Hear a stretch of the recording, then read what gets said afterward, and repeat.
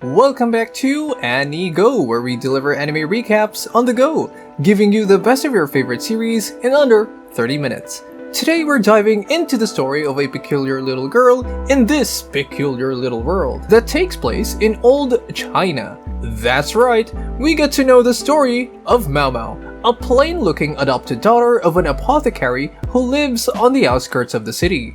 She was kidnapped and sold at the imperial palace as a servant, but later leveled up when a certain good-looking man without the substance that makes a man found her and her knowledge towards poison and illness that always had to do with poison.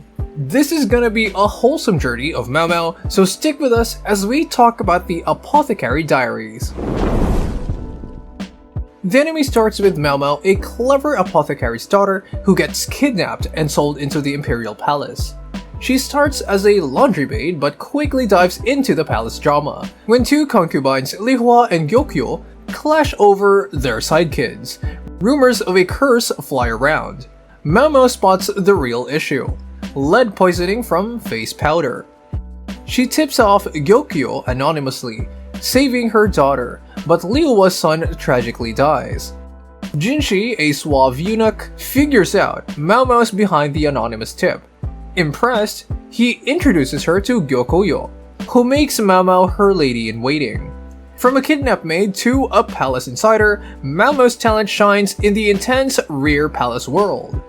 Maomao starts her new gig as Gyokoyo's lady-in-waiting, but quickly finds herself bored because the other ladies are doing most of her work, out of pity for her bandaged arm and her new role as the palace's poison food tester. Meanwhile, Jinshi deals with a mystery where soldiers are poisoned, but Maomao discovers it was actually the wrong kind of wood, causing toxic fumes, not the food. Later, Jinshi challenges Maomao to make an aphrodisiac.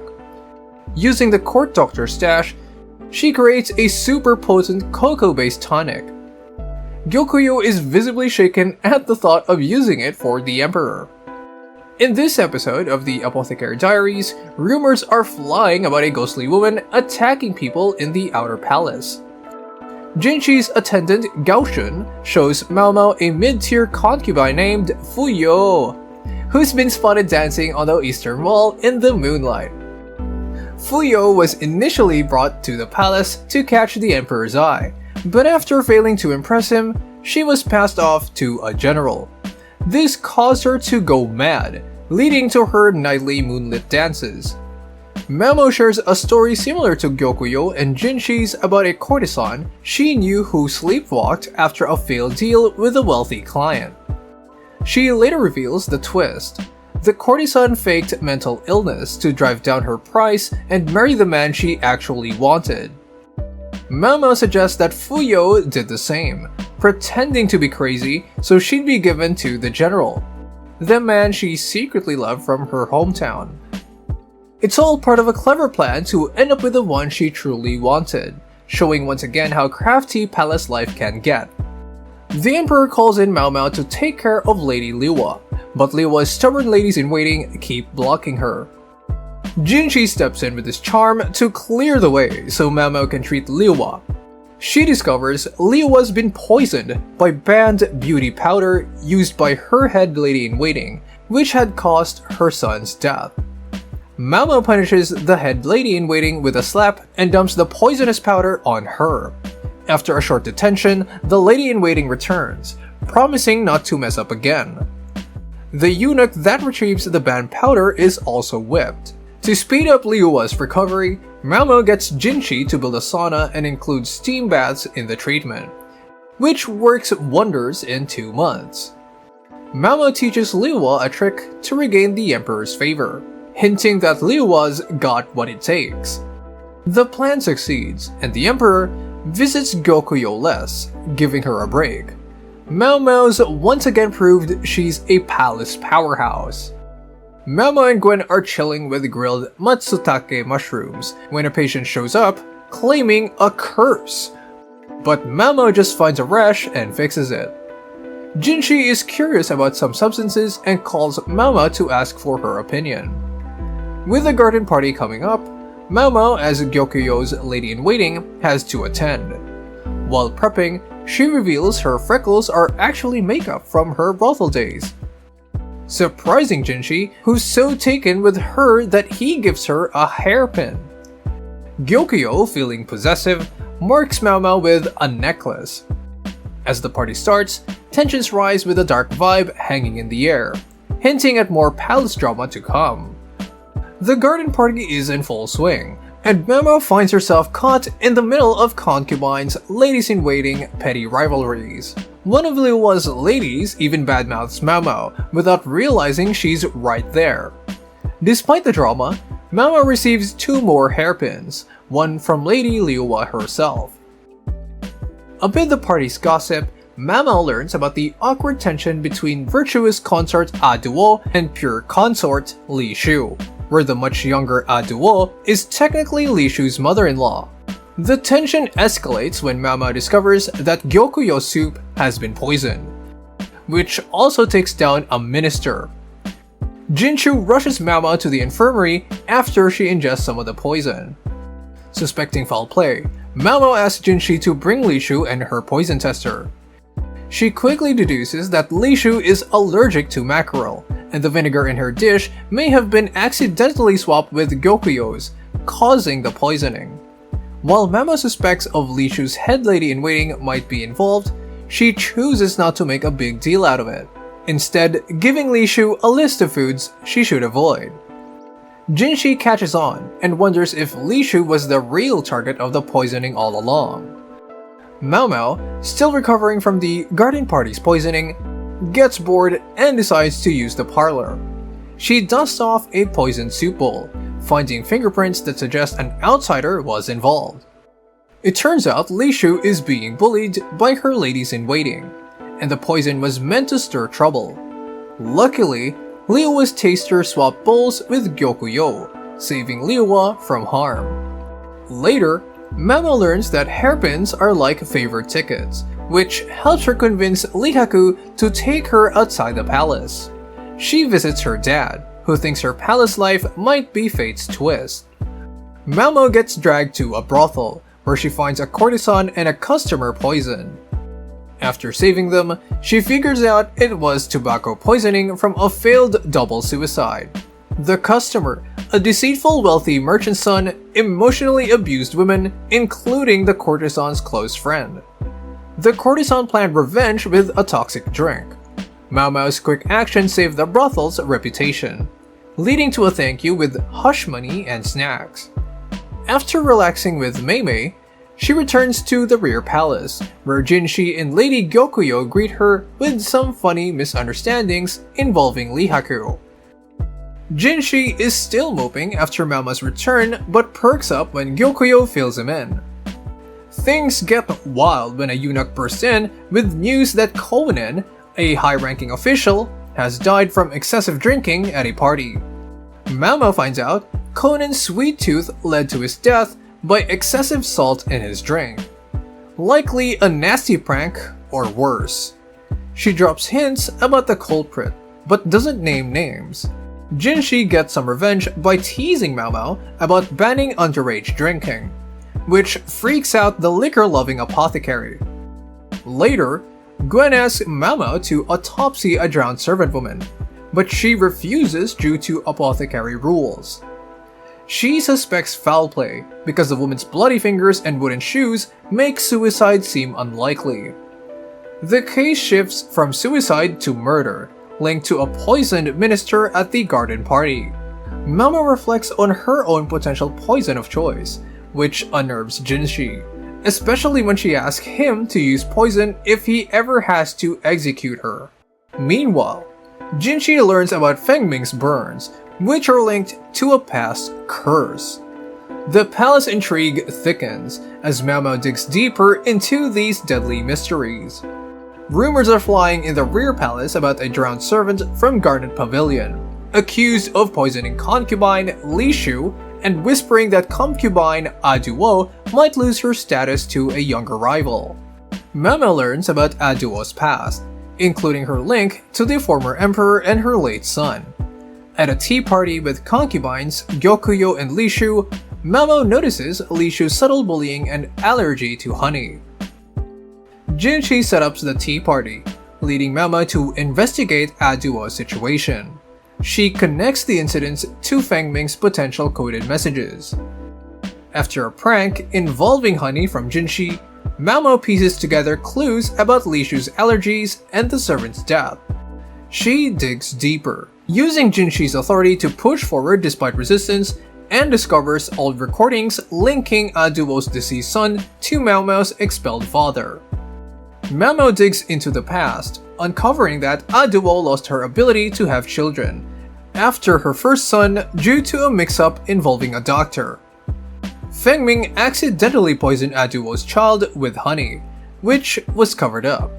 And this, along with Aduo's infertility, led to Maomao's father's expulsion. Li Shu, who was nearly poisoned with honey as a baby, reveals this to Feng Ming. Driven by guilt and fear, Feng Ming poisons Li Shu at a garden party. Despite Maomao's efforts to reconcile things, Aduo is set to leave the rear palace, and Feng Ming is executed. Maomao learns that Aduo's baby might have been swapped at birth, which could explain her father's expulsion. Jinshi reflects on these events and Maomao's role in them. After Feng Ming's execution, her assets are seized, and her family faces severe punishment. Maomao is laid off due to her connection with Feng Ming's human trafficking ring. Jinshi debates keeping her but ultimately lets her go, fearing it might strain their relationship. Maomao, who still owes money to the Rokushokan madam, ends up working part-time as a courtesan at the brothel. At a high-party profile, Maomao reunites with Jinshi, who is impressed and decides to buy her out of the brothel a few days later. Her sisters Meimei, Joka, and Pairin are also present and envious of her encounter with Jinshi. Before we dive deeper into our poison enthusiast Maomao, make sure to hit that like button, subscribe to Anigo, and ring that bell icon so you never miss a recap. There are a lot more things to unravel and arcs to talk about to further help you understand the storyline, so stick with us to learn more about Apothecary Diaries. Maomao returns to the palace, but instead of the rear palace, she's reassigned to the outer palace due to her previous dismissal. Gao Shun explains the situation, and Jinshi asks her to keep her freckle makeup. She meets Suiren, one of Jinshi's assistants, who shows her around Jinshi's residence and the outer palace. Despite her efforts, Maomao fails the court lady exams and becomes Jinshi's personal assistant instead. She faces jealousy from other court ladies but manages to handle it. Maomao misses her apothecary work and seeks a more suitable workplace, but is denied. While collecting medicinal herbs in the rear palace, she is scolded by a court lady with a peculiar scent, and notices someone mysterious watching her. Maomao, recommended by Gyokuyo, is assigned by Jinshi to teach the new pure consort Lowland and wise consort Liwa, and serving the emperor. The sessions use material from Rokushokan, with Gyokuyo and Liwa grasping the content well, while Li Shu and Hongyang struggle and Lowland remains indifferent. That night, a fire breaks out in a palace building. Maomao, who is collecting medicinal herbs nearby, investigates and suspects arson. She finds an ivory pipe at the scene and deduces that a smoldering ember from the pipe ignited wheat dust, causing the explosion. Maomao advises Lihaku to prevent smoking in food warehouses. The expensive pipe raises suspicions about the perpetrator's identity. Goshen asks Maomao to help with a case involving a bureaucrat who falls into a coma after eating raw fugu with vinegar, which mirrors a case from 10 years ago. Maomao investigates and finds that the seaweed used in the dish was improperly prepared, causing the coma. The culprit is revealed to be the bureaucrat's younger brother, seeking revenge for mistreatment. Meanwhile, Jinshi deals with the complaints from the military official Lakan about appointing someone linked to the Rokushokan. Lakan hints at an acquaintance with a similar attitude to Maomao and seeks Jinshi's help with an issue involving her problem-solving skills. Jinshi asks Maomao to solve a case involving a metal worker's will, which assigns specific items to his 3 sons: a shack, a chest with a locked drawer, and a fishbowl. Maomao, with Basen, discovers that the locked drawer in the chest is sealed with solder.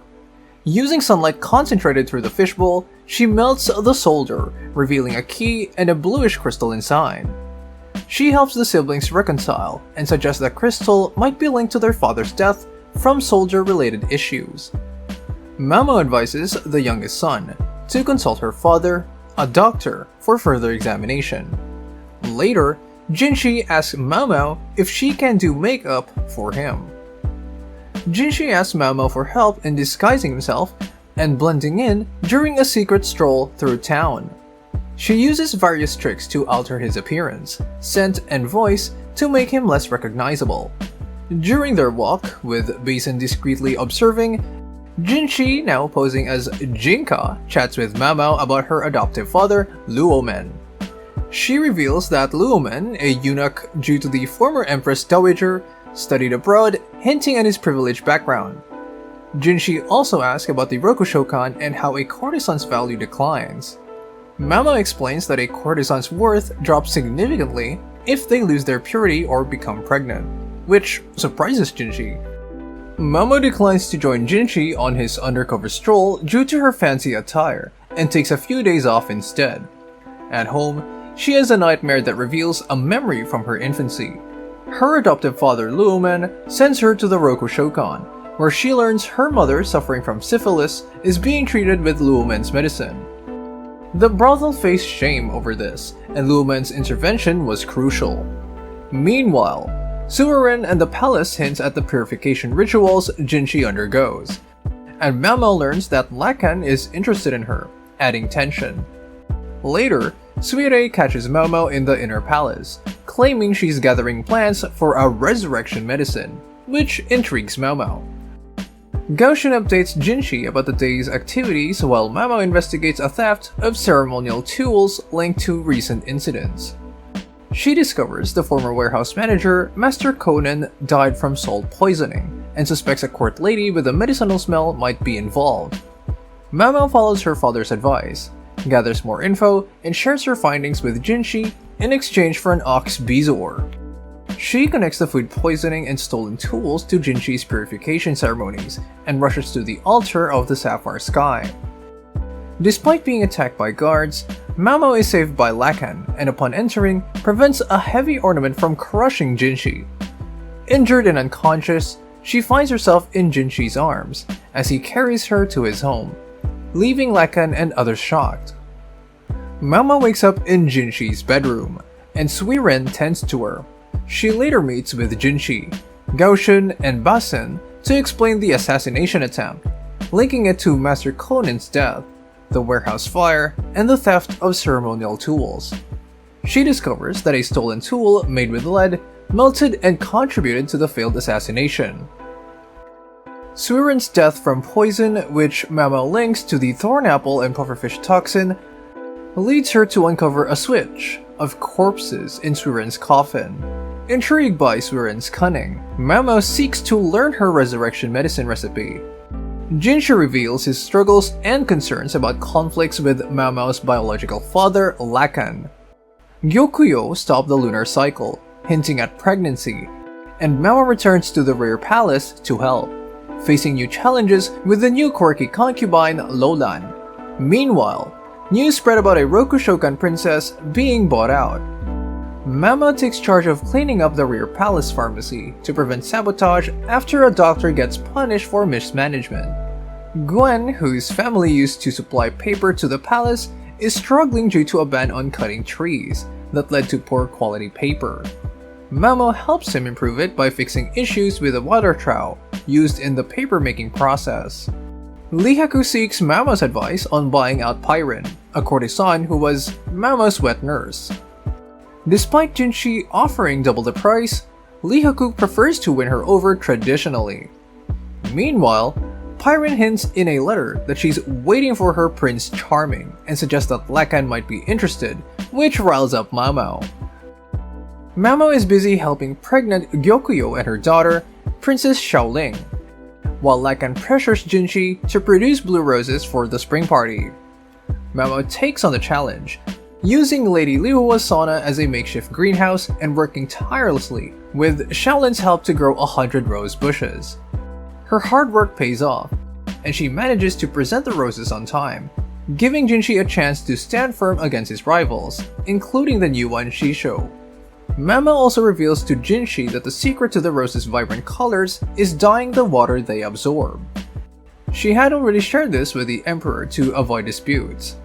Meanwhile, Lakan, who views people as mere chess pieces, is caught off guard when he sees Maomao with Jinshi and Gao Shun, her painted nails reminding him of a courtesan he once knew.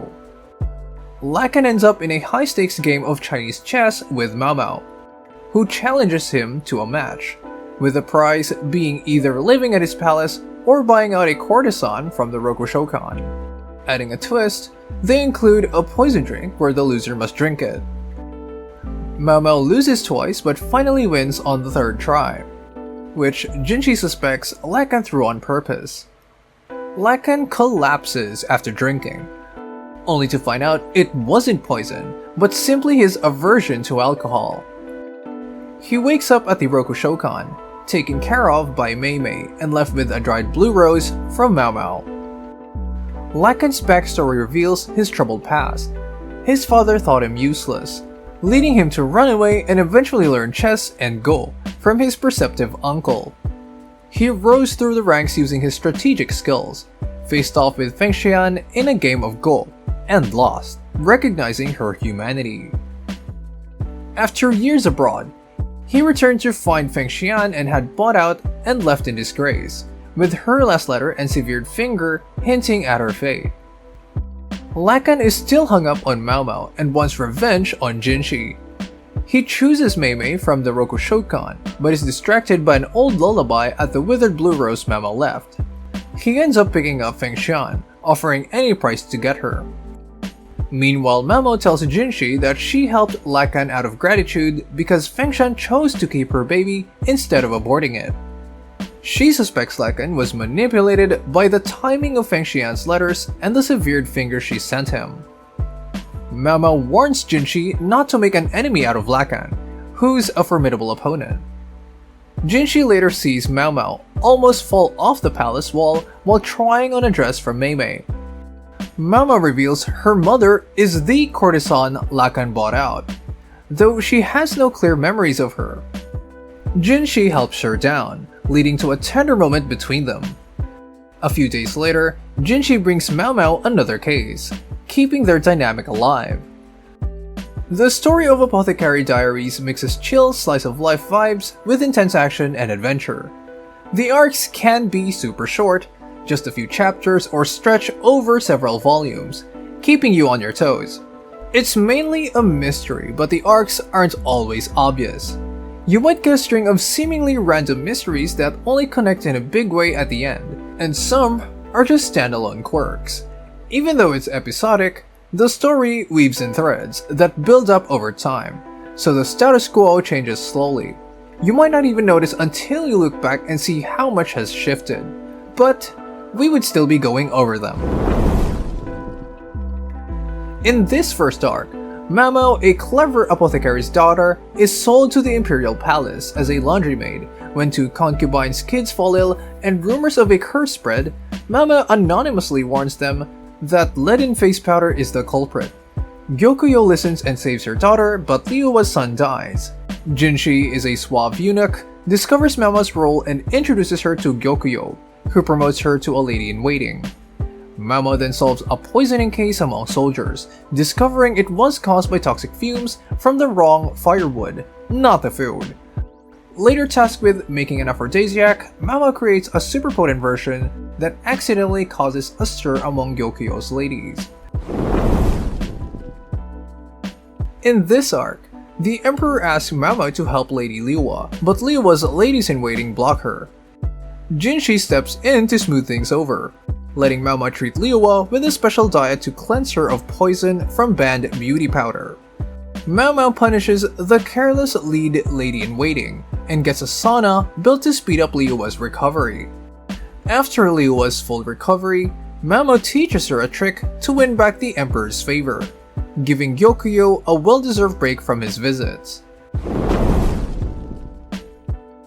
As the garden party approaches, Maomao, now Gyokuyo's lady-in-waiting, reluctantly puts on makeup that reveals her freckles are actually a disguise from her brothel days. Jinshi, intrigued by her true look, even gives her a hairpin, which makes Gyokuyo a bit jealous. During the party, Maomao uncovers a poisoning plot. A minister is poisoned, and a bowl of soup intended for Gyokuyo is tampered with. It turns out that it was a mix-up with Li Shu's food, leading Maomao to suspect bullying from Li Shu's own ladies. Maomao uses her old tricks to find fingerprints on the poisoned bowl, pointing to an outsider's involvement. She later visits her dad and helps a brothel in a double poisoning case, uncovering a revenge plot against a manipulative merchant's son. Her quick thinking saves the brothel from scandal and earns her some hush money. Jinshi assigns Maomao to teach the new pure consort, Lolan, and wise consort, Liuwa, how to please the emperor. While Gyokuyo and Liuwa handle the lessons well, Li Shu and Lolan struggle. That night, a fire at a palace building prompts Maomao to investigate. She discovers the fire was caused by an ember from an ivory pipe, leading her to advise against smoking in food warehouses. Meanwhile, Lakan, who is connected to Rokushokan, complains to Jinshi about Maomao's skills and seeks her help with a metal worker's will. Maomao solves the will's mystery using a combination of the items bequeathed, including a glass fishbowl and a chunk of crystal. She discovers the crystal's link to the metal worker's death and advises the surviving sons to consult her father, ensuring their metalworking business continues smoothly. Maomao wakes from a nightmare about her infancy and learns her adoptive father, Luomen, sent her to the Rokushokan to care for her syphilis-stricken mother.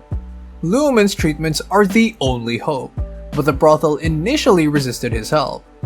While hiding from Lakan, Maomao encounters Suirei at the palace, who hints at a mysterious resurrection medicine Maomao wants.